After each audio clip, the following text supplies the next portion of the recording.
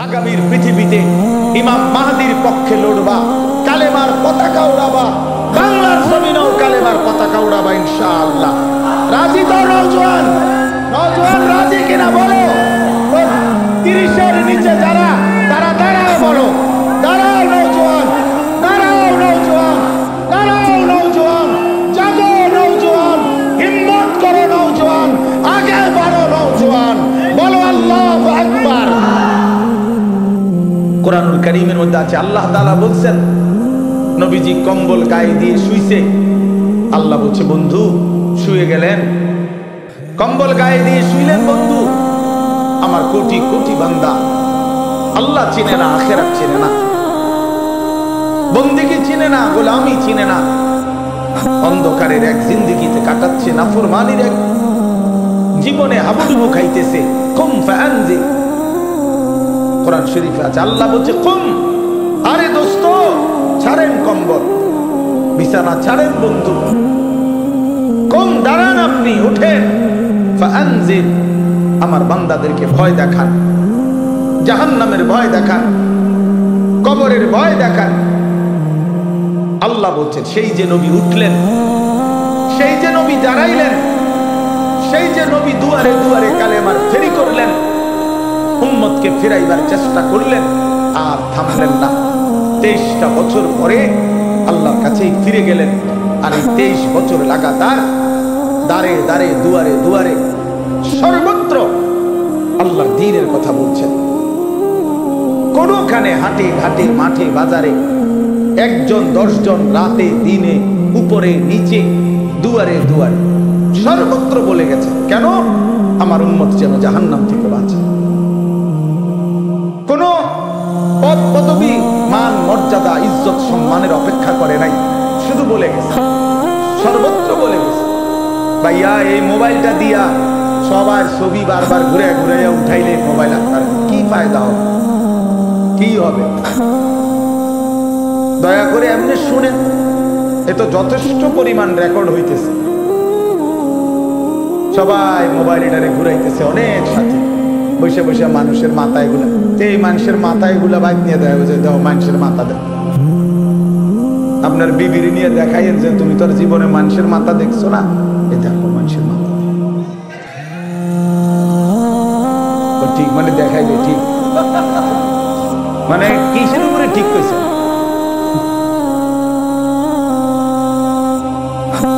এই জন্য বললাম নবী সাল্লাল্লাহু আলাইহি ওয়াসাল্লাম দুয়ারে দুয়ারে ঘুরলেন, দুয়ারে দুয়ারে, দুয়ারে দুয়ারে পাথরের আঘাত সয়েও কালেমার দাওয়াত দিয়েছেন।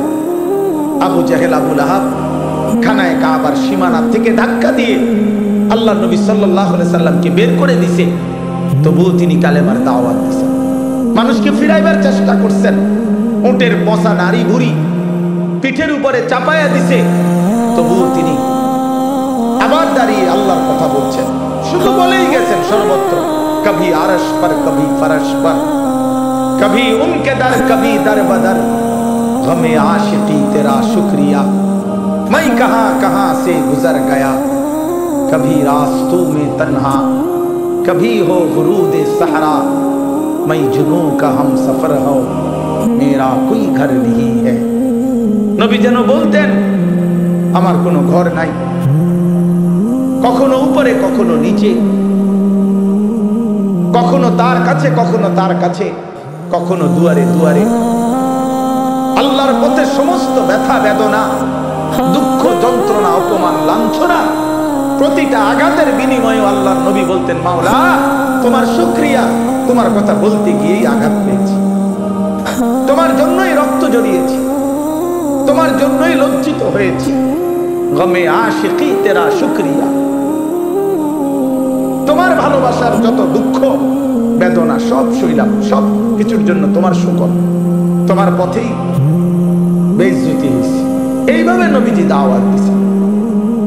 এই জন্য প্রিয় ভাই আমার প্রথম কথা এটা, আজকের এই বর্ণাঢ্য আয়োজনে আমি দিল থেকে, আমার দিলের তামান্না ইচ্ছা, আমি বললাম এত সুন্দর এত বড়সড় আয়োজন, আরো যেন ফিকির সামনের দিনে, মূল ফিকির যেন হয় উম্মতের হেদায়েত।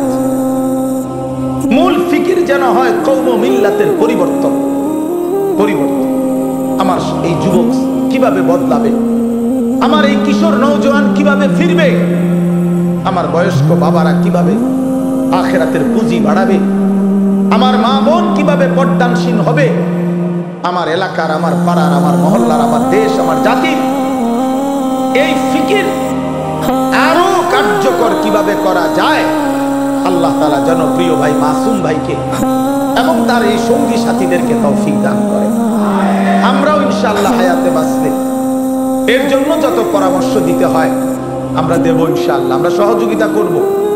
কিন্তু আমার দিলের কথা হলো এটা শুধু যেন লৌকিকতা না হয়, প্রদর্শন। লোক হইছে বেটা, একটা তুফান গেছে, বেটা একটা তুফান গেছে, না দোস্ত, এটা কোনো বিষয় না। আল্লাহর বান্দাদের দিলের হালাত কি হইছে, মহল্লার ছেলেদের অবস্থা কি হইছে, এটা দেখা উচিত। আমরা কিতাবে পড়ছি হযরত হাসান বসরি রাহমাতুল্লাহ আলাইহি বলতেন, এক বড় বুজুর্গ ছিলেন জগৎ বিখ্যাত। তিনি বলতেন, আমরা যখন আমাদের জামানায় জানাজা পড়তাম তো আমরা জানাজার মাঠে গেলে সকলে এই পরিমাণ কাঁদত, ওই লাশ দেখে নিজের কবরের ভয়ে, মৃত্যুর ভয়ে। উনি বলেন, আল্লাহর কসম কেউ বলতে পারতো না স্বজনটা কার। মানে মূলত লোক মারা গেছে কার, আলাদাভাবে চিহ্নিত করার কোনো কি ছিল না, উপায় ছিল। সবাই কাঁদতেছে, সবাই কাঁদতেছে এক তালে। তো নির্ধারিত কার আত্মীয় এটা আর বুঝতাম না আমরা। এমন ছিল আমাদের লাশ দেখে আখিরাতের ফিকির। তাইলে দোস্ত এটা ফিকির হওয়া উচিত, এটা ফিকির হওয়া উচিত। কেমনে বাঁচবে কবর থেকে? আজকে তোমরা অনেক নওজোয়ান, মাশাআল্লাহ, অনেক কিশোর নওজোয়ান বাপ, তোমাদের কাছে অনুরোধ বাপ, আগামীর ইসলাম তোমাদের জন্য অপেক্ষমান, আগামীর কালেমার পতাকা তোমাদের জন্য অপেক্ষমান। সারা পৃথিবীতে আল্লাহর কসম এটা বর্তমান সময়ের এটাই বিশ্লেষণ যে আগামীর পৃথিবী ইসলামের পৃথিবী, আগামীর পৃথিবী কোরআনের পৃথিবী। সারা পৃথিবীতে আলহামদুলিল্লাহ মজলুমের বিজয় হচ্ছে, জালেমের পরাজয় হচ্ছে। জালেম শুধু পরাজিত না, যেখানেই জালেম হেরে যায় ওইখানেই জালেম ভাগ্যা যায়, ভাগ্যা যায়, জাগাত থাকে না, ভাগ্যা যায়, পলায়। হ্যাঁ, শুধু বাংলাদেশের জালেম পলাইছে 5ই আগস্ট, শুধু এটা না, বরং সিরিয়ার জালেমও 8ই ডিসেম্বর বাশার আল আসাদ নামের জালেমও পলাইছে। হ্যাঁ, এর আগে তিউনিসিয়ার জালেম পলাইছিল, আফগানিস্তানও এক জালেম এই তালেবানের আগে ওরা পলাইছে। বারবার যেখানে জালেম হেরে যায় সেখানে পলায়া যায়। মজলুমের পতাকা ওড়ে, ইমানদারের পতাকা ওড়ে। অতএব নওজোয়ান ভাই আমার, বন্ধু আমার, মনে রাখো দোস্ত, মোবাইলের মাধ্যমে জীবনের শেষ সুখ তালাশ কইরো না, মোবাইলের মধ্যেই জীবন শেষ করে দিও না বন্ধু। এই নারী, এই ছবি, এই অশ্লীল দৃশ্য, এই মাতলামির এই জিন্দেগি। প্রিয় নওজোয়ান, তোমরা মুসলমান, একটা চুলের ফ্যাশনের উপরে জীবন শেষ করো না, একটা জামার ডিজাইনের উপরে জীবন শেষ করে দিও না, একটা প্যান্টের ডিজাইনের জন্য জিন্দেগি শেষ করে দিও না, একটা মেয়ের জন্য জীবনের 5টা বছর নষ্ট করে দিও না। আমার বন্ধু, নষ্ট করো না তুমি। তোমার দ্বারা অনেক স্বপ্ন আছে, তোমার নিয়ে অনেক সম্ভাবনা আছে, তোমার নিয়ে অনেক স্বপ্ন আছে। আগামীর পৃথিবীতে তুমি কালেমার পতাকা উড়াবা, আগামীর পৃথিবীতে তুমি ইসলামের পতাকা উড়াবা। আল্লাহর নবীর এমন সাহাবী ছিল, ইসলামের ইতিহাসে এমন মুজাহিদ ছিল, যাদের স্ত্রীরা তাদের বাসর রাতের কোরবানি করে স্বামীর প্রথম রাতেই মাথায় পাগড়ি বেঁধে যুদ্ধের ময়দানে ছেড়ে দিয়েছে। বলেছে, স্বামী যাও, আল্লাহর জন্য জান দাও, আর হাসরের ময়দানে তোমার সাথে দেখা হবে, যাও। অতএব দোস্ত আমার, এক নারীর জন্য তুমি না, এক ছবির জন্য তুমি না, এক অশ্লীল দৃশ্যে তুমি হেরে যেও না, হাইরা যাও না। আমি অনুরোধ করছি, আমার 17 বছরের নওজোয়ান ইসলামের ইতিহাসে 17 বছরের নওজোয়ান মুহাম্মদ ইবনে কাসেম রাহমাতুল্লাহি আলাইহি, এই হিন্দুস্তান বিজয়ের মহানায়ক মুহাম্মদ ইবনে কাসেম, উনি 17 বছরের টকবকে যুবক ছিলেন। আরব থেকে সাগর পাড়ি দিয়ে এসে সিন্ধু প্রদেশ ভারতের রাজা দাহিরকে পরাজিত করে তিনি কালেমার পতাকা উড়িয়েছেন। সুলতান ইখতিয়ার উদ্দিন মুহাম্মদ বিন বখতিয়ার খিলজি রহমতুল্লাহ আলাইহি মাত্র 17 জন যোদ্ধা নিয়ে আমার এই বাংলা মুলুক তিনি হিন্দু রাজা লক্ষণ সেনকে পরাজিত করে কালেমার পতাকা উড়াইছিলেন।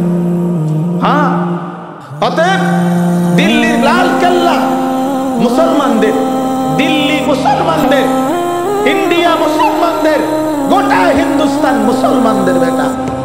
অতএব আমি নওজোয়ান বললাম, আমার অনুরোধ বন্ধু, স্বপ্ন দেখো বড়, কল্পনা করো বড়, আগামীর পৃথিবীতে ইমাম মাহদির পক্ষে লড়বা, কালেমার পতাকা উড়াবা, বাংলার জমিনেও কালেমার পতাকা উড়াবা ইনশাআল্লাহ। রাজি তো নওজোয়ান? নওজোয়ান রাজি কিনা বলো? 30-এর নিচে যারা, তারা দাঁড়াও বলো, দাঁড়াও নওজোয়ান, দাঁড়াও নওজোয়ান, দাঁড়াও নওজোয়ান, জাগো নওজোয়ান, হিম্মত করো নওজোয়ান, আগে বাড়ো নওজোয়ান, বলো আল্লাহু আকবার।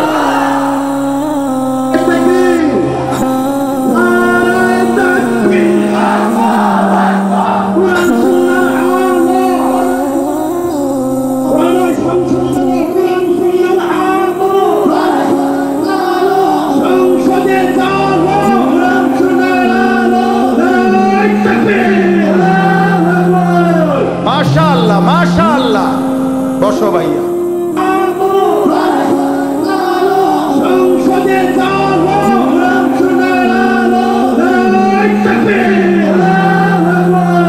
মাশাআল্লাহ, মাশাআল্লাহ, বসো ভাইয়া।